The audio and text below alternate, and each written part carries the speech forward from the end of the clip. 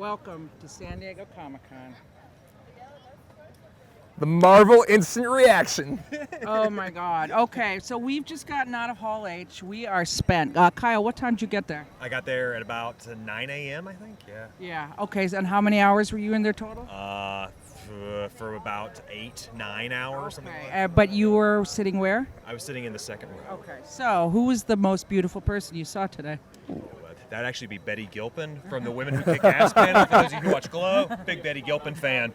Okay, yes, but we were there for the Hall H Yes, we panel. were. What do you I'm pulling up my list. Okay, I can't okay. remember all these movies. There was like, look, I just want to say, everyone's like, ooh, is Marvel going to be in Hall H? I don't know. Are they coming? I'm like, what do you think they're going to bring? And I'm like, they're going to bring every freaking thing. They're going to bring out the cast They of the Eternals. 100% brought and everything. They did not hold back the TV. They did not hold back anything. They were like 2020 through 20, was it early 22? Yeah, it was from 2020 into early 2022, Okay, yeah. right, Or through okay. the end of 2021. Yeah, so basically also they started out with the Eternals opening in November 2020. So in like just as the election is hitting, we're going to have this Eternals movie and mind blown. I mean, Jack Kirby all the way. Okay. Okay, hold on. I actually want to work chronologically. So why don't we start at the top with the big thing that we saw, Black Widow. Black Widow. They did show footage, yes. We had footage of Black Widow. We had Scarlett Johansson fighting Florence Pugh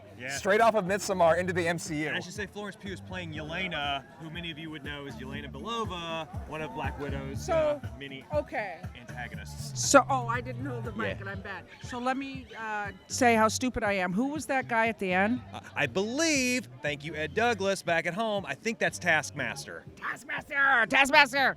Yes, Taskmaster. Oh, you mean Gas Mask, Captain America? Yeah, probably played by David Harbour, I'm pretty sure. Okay, well, yeah. I think that was David Harbour. He looked too small to be David Harbour. I mean, he's a stuntman in a suit. I mean, it's probably not really David Harbour in the suit, but What can you tell us about Taskmaster? I can tell you anything about Taskmaster. I'm a DC guy. I didn't even know it was Taskmaster. Yeah, I didn't know either, and I'm the Marvel person of the group. So, but anyway, it looked hot. It was great. Like the fight. Oh, it's good. It was good. Yeah. Then what was up next? The Falcon and the Winter Soldier coming to Disney Plus in Yes. fall 2020. So this seems to be a buddy comedy starring the Falcon and the Winter Soldier. Yes, indeed. And what was funny is we got a really fun sort of back and forth kind of thing between Sebastian Stan and Anthony Mackie, and then it was interrupted by Daniel Bruhl, who played Zemo in Civil War. And the thing that really set me off is after he gave his little spiel about how the code words don't work anymore and he was excited to see his old friends again, he puts on the classic Baron Zemo mask, which I have been waiting for so long. I'm very excited. Was that the only one who was reading their exchange as like very sexually charged though? No, that is the basis of the MCU. I feel like there's a new ship coming. Stucky's over. Yeah. What's the new one? Hey, Falcon? there was a lot of charged banter on the stage between a lot of different people. Let's just say that, and the crowd was loving it. So okay, so that was then what was next? And now we're on to the Eternals. All right. Okay. Now we're on to the Eternals. Okay, they brought out the whole guy: Salma Hayek, Angelina Jolie, Richard Madden. I don't even remember who else. Brian Tyree Henry from Atlanta, one of the finest actors working right now. Also Widows. Yeah, absolutely. Yeah. And the Joker movie that's coming up too. And they had this little girl who had like this little Jack Kirby bowl cut, and Kevin Feige said it's going to be all Jack Kirby. And then Chloe Zhao, the director. Oh my God, she's so sweet. It was so cool to see this petite Asian woman come bouncing out as the director. And she had a shirt that said, "I had friends on that Death Star." That was cool too.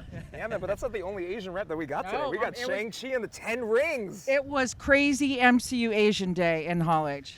With the return of the 10 Rings, they finally have fulfilled the promise that the real Mandarin is out there, and he's being played by Tony Leung. Yeah, I mean, for those who aren't aware, they laid the groundwork for the 10 Rings way back in Iron Man #1.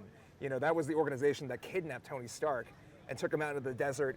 We saw them again in, Iron Man 3, right? When the Mandarin showed up and pretended to be, what's his face? Trevor Slattery.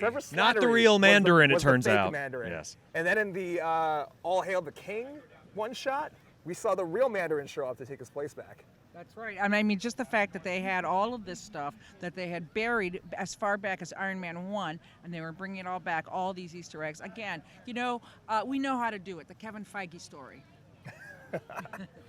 So Right. yeah. There were a lot of people kissing the ring today. Yeah, and then they introduced the new ShangChi, who was played by. I don't remember his name. Oh my God, this is so bad. He is an unknown. He is. Let's be fair. The guy is an unknown. Hang on. That's why we have the internet. Yes, We're we gonna have bring the it up internet. right now. So, but he is a very charming lad. He seems to be Canadian, I believe. Yeah, came out and spoke full Mandarin though. It was Simu pretty Liu. incredible. Yeah, Simo Liu. Okay, well, you will be hearing more. You will be hearing more Yeah. of that name. I loved how open he was about his casting as well. He basically said like, oh, they invited me to read on like a Tuesday, and then I had to go screen test in New York on a Sunday. And here I am And in here Hall I H. am, There was 1 week later. there were so many actors who said they hadn't been to Hall H before. I thought that was really funny, actually. So many of them. Okay, so Shang-Chi, I'm so beyond psyched for that one. And then up next was WandaVision, coming to Disney Plus. Looking like maybe a darker project than we're used to, especially with what may be the actual basis of the show. You think it's a little Tom King, Gabriel Walty? Might be, because we saw little clips of Vision and Wanda on a couch in sort of a 1950s setting, black and white. Makes you wonder what kind of chaos, crazy magic she's using to maybe bring Vision back to life. Oh, you think this is sort of like in her mind kind of. Or it's not in her mind and things are even darker than we thought. Oh, this could be like that episode of Black Mirror. Yes. Oh, okay. First Well, my they immediate thought. they teased it as very different. And up next. All right, Doctor Strange and the Multiverse of Madness. Okay, and they directly referenced what Jake Gyllenhaal's character was saying in Spider-Man: Far From Home when he brought up this. There's all these universes, guys. This is 616, and thus it begins. Yeah, this is going to be the first horror movie in the MCU. There's been little scary bits here and there, but this is going to be the first horror movie. Though I will say, funny, despite the fact that people were screaming, "Make it R-rated," Kevin Feige immediately said, "It's going to be PG-13 and you'll like it." So, Yeah. He does know what we'll like. He did tease this might be Blovecraft or Schmovecraft. Even from the name, the Mountains of Madness. Oh, yeah. I mean, it's a clear reference, and obviously Scott Derrickson, a guy with great horror chops, is a big fan. Do you think that it'll actually be straight horror, or do you think it'll be just more horror tinged? It'll be a twist. Of Sort of horror. like Ant-Man was like a heist movie. A twist of horror, as Benedict Cumberbatch was saying on stage. Sure, absolutely. But what I found really compelling about this reveal today was that Wanda is going to play a prominent role in the film as well. That's right, Wanda, but not the Vision. And- So that could play to Kyle's theory. But they were really specific about saying that her storyline in WandaVision is going to play into Multiverse of Madness directly. And that is the ploy to get us all to subscribe to Disney Plus. I wasn't going to do it, but now I think I have to. Oh, come on. You weren't going to do it? I mean, really. All right, what's next? I'm not as big a Disney fan as I am a Marvel fan. But anyways, Loki. Disney Plus as well, spring 2021. Yeah, what else? What is there to say? They brought out the Hiddles and, Spinning off so of smooth. His actions in Endgame, he picks up the Tesseract, and where does he go? Loki will answer the question. Yeah, so. He went to Hall H, baby. Yeah. Tom Hiddleston in Hall H. Yes, that's it. Okay, that one we get. And Oh, this is the fun one. What if? What if? What if we are finally getting a animated series in the MCU in continuity on Disney Plus, and it's going to be playing with one of the coolest comics concepts that Marvel has had in their history. Basically, looking at the history of the MCU, this movie universe that they built over the course of over 20 films now, and saying, oh, what if we did something slightly different? What if the Fantastic Four had not gone up that day? What if Uncle Ben had lived? What if Gwen Stacy had lived? What if Jordan was walking too far away and I couldn't hold the mic? So anyway, finally Marie Severin comes to the MCU, and Jeffrey Wright as the voice of Uatu, the Watcher. He didn't seem too clear in what his role was. No, I think this may have been a very new thing. Yeah, If you had told me he had recorded that little dialogue of Uatu yesterday, I would believe you. Yeah. I mean, historically, the Watcher's role has been mostly to watch. Yeah. Sure. Well, there you go. Sounds like he might get involved in a few things, though, but Yeah. it doesn't seem like Wright really knows either. So How we'll much- find out. How much do you think they have to pay Robert Downey Jr. to voice act? Oh boy. Was his picture up there? I don't think his was up there specifically, but I feel like you have to go for him. No, I don't think you do. I don't think you do. Everybody else, though. is fair Everybody game, else you probably. can do, yes. Yeah. Troy Baker, mark my words. Okay. Oh, fall 2021, Hawkeye on Disney Plus. Oh my God! The teaser was taken directly from the David Aja look. Yeah. That was the second coolest thing that 1 to happened. 1, it's that Fraction and Aha stuff. It was very clear to me, though, that nothing's actually been done on this show except that teaser. Yeah, well, who cares? Renner gets up on stage. He seemed to not know what was happening. Yeah, But yeah, he also had just become acquainted with his role. right. They also very clearly had to cast Kate Bishop because they brought literally everyone but her on stage, right? Yeah, exactly. But well, we're so far in the future now, anyway. I know, And- but we are getting it though, which is know. amazing. all right, and And finally, capping off Phase 4, it is Thor: Love and Thunder. this one, I said the crowd went delirious for this. I bet you guys must have been marking out big time. Well, as the biggest Ragnarok fans you probably know, and many of you beat readers know, Kyle loves Thor Ragnarok. Though there is competition, there is competition. Yeah, I'm so excited to see Taika Waititi's follow-up, the true Thor sequel I've been looking for. And there's quite a twist to this film, my isn't God. there? Is it that Tessa Thompson is seeking a female love interest?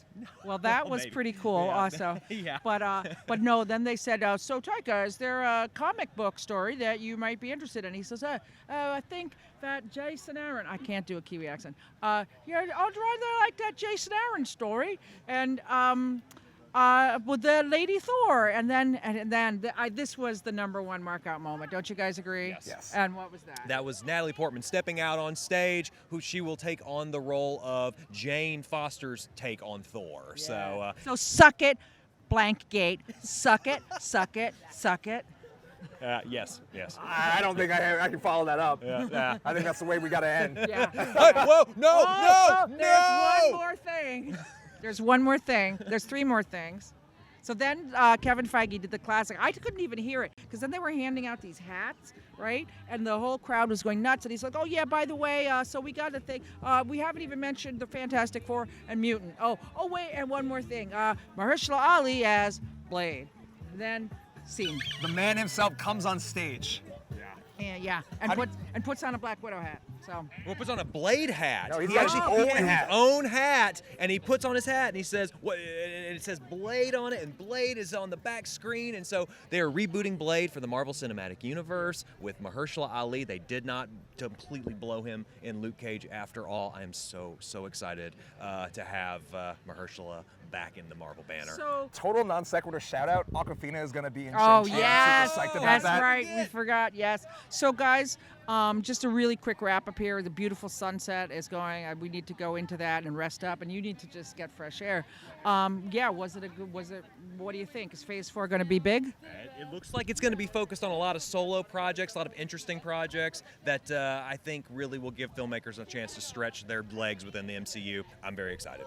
I have a question for you, Kyle. Sure. You know, I had this feeling looking at that slate that Marvel is putting out fewer movies from year to year. It seems more like a mix between movie, television show now. Sure. Yeah, well, they're probably trying to not do the sort of Netflix drowning you with content thing. Instead, have something where it's like a film or 2 a year, along with a number of television projects that you can follow along with, but in an actually connected Marvel movie TV universe, unlike what we had before. There was a big subtext there to me of, remember those things that Marvel Studios TV did, and how bad they were. Well, here we are. We're doing it right. So yeah. Now it's really Stay all tuned. connected. Now it is yes. I mean, they're putting a lot of pieces, brand new pieces on the board that we haven't seen before. I'm curious to see when they bring in the next team film. Well, Kevin Feige did mention, even though he says it's rumors, we didn't get a chance to talk about the Fantastic Four or the Mutants, as he said. So He's yes, and he's very smart, and he knows those franchises need time to rest, to heal, and when the wounds are closed and the strength has returned, just like the Winter Soldier in Wakanda, the White Wolf. So New Mutants is totally coming out, right? Yeah, all right. where? I don't know. Anyway, all right, that's it from Comic-Con Day 3, Saturday. We knew it was going to be huge, and it was. Did we say our names? No, I'm Heidi McDonald, I'm Alex Liu. I'm Kyle Pinion. and we are The Beat. Stay tuned.